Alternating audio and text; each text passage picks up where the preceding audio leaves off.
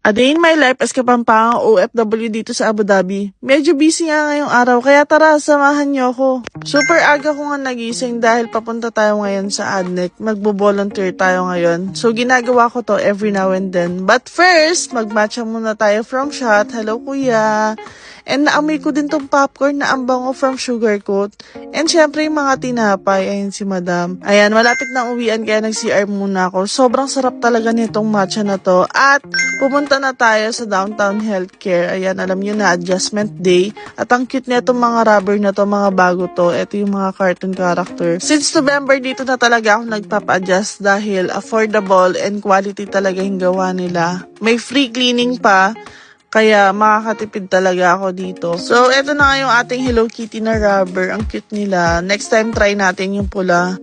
At after dito sa downtown, dumiretso na ako sa Starbucks para i-meet si Ate Grace. May quick meeting lang kami para sa paparating na event dahil magko-concert nga si Sapronia dito sa Dubai. So, binigyan na ako ng ticket ni ate. After na nag-drop lang ako ng mga plastic bottle dito sa May Kalidia. 2 years ko na itong ginagawa. May mga points at nakakatulong ka pa sa environment. 8:19 na, nag-grocery lang ako ng konti at umuwi na rin ako para kumain na din. Ayun lang, kita-kits sa susunod na vlog. Bye! See ya!